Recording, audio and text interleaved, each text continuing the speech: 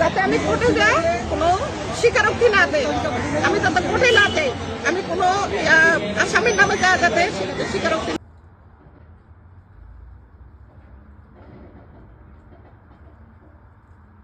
আদালতে না যেতে হুমকি দিচ্ছে বিএনপির নেতা। অভিযোগ শহীদ জুলাই যোদ্ধার মা। চিন্তাটা কর দেশ কোন পর্যায়ে গেছে, যে শহীদের কারণে আজকে বিএনপি সমাবেশ করতে আছে, তাদের নেত্রীর এত বড় বিশাল একটা জানাজা দিতে পারছে, বুক ফুলে কথা বলতে পারতেছে, টক শো করতে পারতে আছে, গর্ত থেকে বাইরে আসতে পারতে আছে, যে শহীদদের অবদানে ওরা এগুলা করতে আছে, ওই শহীদদের মাকে আদালতে বিচার চাইতে চাইতে বাধা দিচ্ছে। মানে কিরকম মাদাচ্ছ দিয়ে দেশে আমরা বসবাস করি, চিন্তাটা করি স্যার একবার। এগুলারে বলে মানুষ না পাইতে গেলে পুলিশ প্রশাসন যারা আছে সরকারের ভিতরে এখন বর্তমানে যারা আছে, তারা কি এগুলো চোখে দেখে না? দেখেও কি করবে?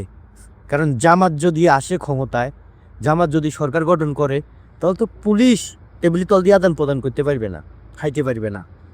এই যে সরকারি যে অফিসারগুলো বয়ে রয়েছে, তারা তো টেবিলের তল দিয়ে আদান প্রদান করতে পারবে না, খাইতে পারবে না, এগুলো বন্ধ হয়ে যাবে না। তাই এগুলো বন্ধ হয়ে গেলে তো ওরা বাঁচবে না। এই কারণে যে চায় পুলিশ প্রশাসনও চায় যে বিএনপি ক্ষমতায় আসুক। এই কারণে পুলিশ প্রশাসন বিএনপি নেতাদের বিরুদ্ধে কোনো প্রকার ওরা নেয় না, অ্যাকশন নেয় না। তো তোমরা কি ভাবছো এগুলো কি এমনি থাকি যাবে? এমনি জীবনও থাকবে না, ঠিক আছে? আজকে যেগুলো করতে আসো না, এগুলোর পাপ তোমরা ঠিকই পাইবা। এই দুনিয়াতে যদি নাও পাও, যদি এই দুনিয়াতে সত্য কায়েমের আগে যদি তোমরা মারাও যাও, তারপরেও এগুলার পাপ তোমরা পাইবা। ওই উপরে একজন আছে, উপরে যিনি আছে উনি সব কিছু দেখতে আছে। তোমার দুই কাঁধে যে দুইজন আছে তারা লেখি রাখতে আছে, একটুও মার যাবে না, এটা তোমরা শিওর রাখো।